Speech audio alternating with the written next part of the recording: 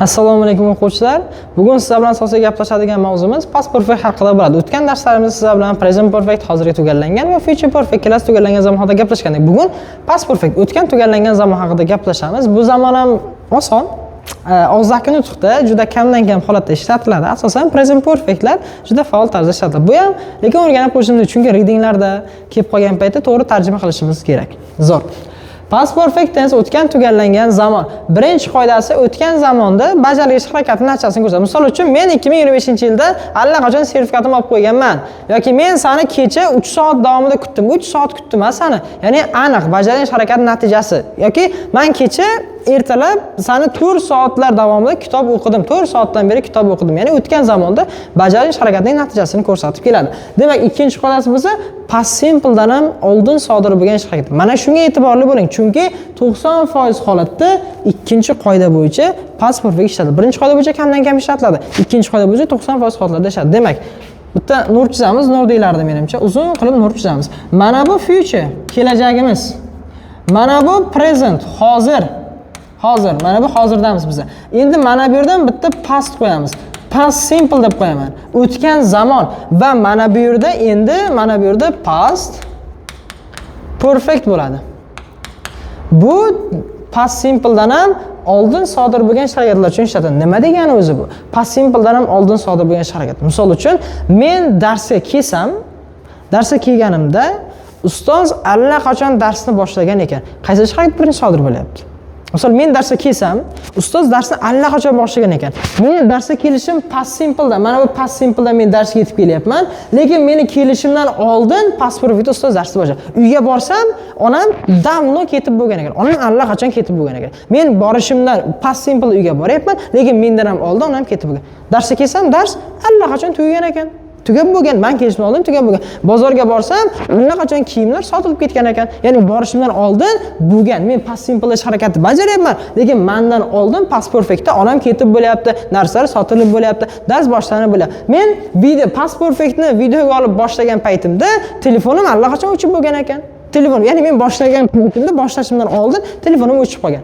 Yoki men present perfect mavzusini video darsini tomosha qilayotgan paytimda telefonimning interneti megabaytim allaqachon tugab bo'lgan ekan. Ya'ni tomosha qilayapman, lekin tomosha qilmoqchi bo'lganimdan oldin internet tugab bo'lyapti. Hozir tushundingiz, umidam. Ya'ni darsga kelsam, ustoz darsni allaqachon boshlagan ekan. Ya'ni past simple dan ham oldin sodir bo'lgan harakatlar uchun ishlatiladi. Mana shunday. That's good. Buni o'chiramiz, chunki qanday yasalish holatlarini ko'ramiz. Demak, affirmativ shaklni yozamiz. Sal tezroq yozaman, chunki biroz megabaytimiz katta bo'lib ketyapti. Demak, darak shakli egadan keyin agar men have qo'ysam, hozirgi tugallangan zamon bo'ladi. Agarda will have qo'ysam, kelasi tugallangan zamon bo'ladi. Lekin have ning o'tgan zamon shakli bitta had qo'yadigan bo'lsam, bu o'tgan tugallangan zamon bo'ladi. Had fe'l 3. Mana shunday. Misol uchun I had already finished my work. Men allaqachon ishimni tugatib bo'ldim kecha. Yoki he had, misol uchun taken, misol uchun certificate. U sertifikatini olib bo'lgan edi. Yoki you had waited me for 3 hours. Sen meni 3 soatdan beri kutding. Sen meni 3 soat davomida kutding. Bajargan harakatning o'tgan zamonning natijasi bo'lyapti. Hozir ikkinchi qoidaga o'tamiz. Inkor shakliga o'tamiz. Inkor shakl negativ deyiladi. Subject plus yana o'sha hadga bittagina not inkor yuklamasi qo'shaman va fe'l 3 noto'g'ri fe'llar jadvalda bo'lmasa edi ishlatiladi.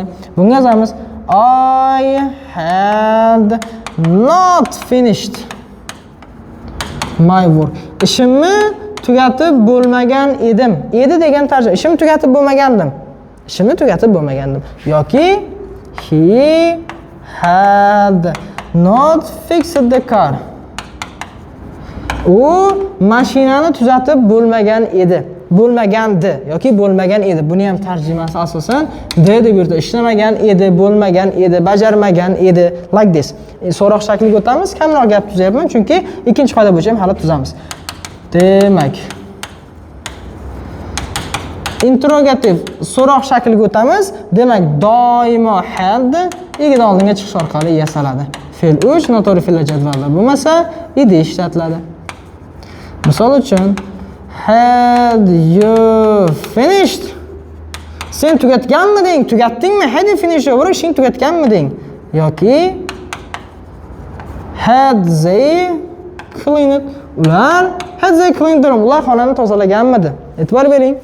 Ega kelyapti, subject had keldi va mana bu fe'l 3 keladi. Mana bu kalit so'z oldirdi. Eslaringizda bo'lsa, o'tgan darsimda present perfect ni oldirdi, yet, still, just, so far, before, never, ever degan kalit so'zlari bor edi. U future perfect ga ham tegishli, present perfect ga ham tegishli. Danak shakli had dan keyin fe'l 3 keladi, inkor shakli had ga not qo'shiladi, so'roq shakli had egni oldinga chiqadi va doim oxirida perfect zamonlarda hammasi fe'l 3 bo'ladi.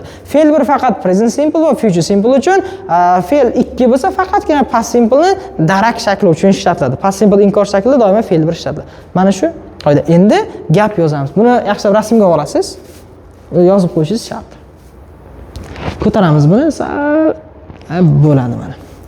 Demak, misol uchun before degani oldin degani. Qarang. Before I went to school, men maktabga borishimdan oldin degani. Mana men maktabga borishimdan oldin, xo'p, teacher had already allaqachon, demak, started the lesson. Men maktabga borishdan oldin ustoz qachon darsni boshlagan ekan. Bu yerda birinchi ish harakat qaysi bo'lyapti? Men maktabga boryapmanmi birinchi yoki ish harakat birinchi ustoz darsni boshlab boryaptimi? Men maktabga borishimdan oldin ustoz darsni boshlagan ekan. Doimo past perfect birinchi sodir bo'lgani uchun past simple dan ham oldin sodir bo'lgani uchun past perfect qo'yiladi va past simple keyin qo'yiladi. Men maktabga borgunimcha ustoz darsni boshlab borgan. Yoki qarang, qaysi ish harakat birinchi sodir bo'lsa, past perfect ishlatadi. Bu ikkinchi qoida. Past simple dan oldin sodir bo'lgan ish harakat. Ya'ni qaysi ish harakat birinchi sodir bo'lsa past perfect, undan keyingi sodir bo'lgan ish harakat past continuous bo'ladi. Past simple bo'ladi ham shuni. Yoki after degani qarang. After degani keyin degani, dan keyin degani. After I went to school, men maktabga borganimdan keyin endi bunday yozamiz. To'xtang. Mana bu yerda sal chalkashdik. After deymiz, qarang.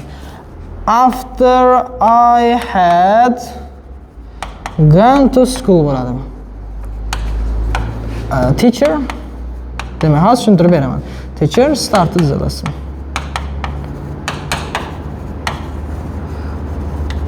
Buni qarang. Bunda mana bu ish harakatga past perfect qo'ydim. Mana bu ish harakatga past simple qo'ydim. Sababi qaysi ish harakat birinchi sodir bo'layotganiga qarang. Men maktabga borganimdan keyin ustoz darsni boshladi. Qaysi birinchi sodir bo'ldi? Ustoz birinchi darsni boshlayapti, birinchi maktabga boryapmanmi? Bu yerda birinchi men maktabga boryapman. Maktabga borganimdan keyin birinchi sodir bo'lgani uchun past perfect qo'ydim. Ustoz darsni boshladi. Keyin past simple ustoz darsni boshladi. Tepada bo'lsa birinchi ustoz darsni boshlab olyapti. Before, keyin men maktabga boryapman. Maktabga borishimdan oldin deyilyapti. Ko'rdingiz? Sal bu yoqqa surilib ketibdi. Ana shuni. Yoki yana bitta gap yozamiz, qaranglar. Until deylik. Until degani gacha degani. Until I cleaned my room. Men xonamni tozalagunimcha, onam tozalab bo'pti. Onam my mother deymiz mayli. My mother had onam already washed the dish deylik. Washed the dishes. Qaysi harakat birinchi sodir bo'ladi? Men xonamni tozalagunimcha onam idish tovoqlarni yuvib bo'pti. Onam idish tovoqlarni yuvib bo'layapti. past perfektda birinchi sodir bo'lyapti. Unga keyin men xonamni tozalab bilaman. Demak, mana bu ish harakat birinchi sodir bo'lyapti, mana bu ikkinchi. Birinchi sodir bo'lgan ish harakatga past perfekt. Tepada mana bu ish harakat birinchi sodir bo'lyapti, past perfekt qo'ydim. Mana bu ish harakat ikkinchi sodir bo'lyapti. Bunda bo'lsa, mana bu ish harakat birinchi sodir bo'lgani uchun past perfekt qo'ydim. Mana bu ish harakat ikkinchi sodir bo'lgani uchun past simple qo'ydim mana bunga biridan. Ana shu. Ozgina bo'lsa-da tushundingiz, ha? Sizlarga to'liq testlar tashlab beraman. Buni farqini bilib olasiz. Present perfectga tegishli kalit so'zlar hammasi past perfectda ishlatadi. By, for, since hammasi ishlatiladi. Asosan bugungi o'tadigan mavzumiz shundan iborat edi.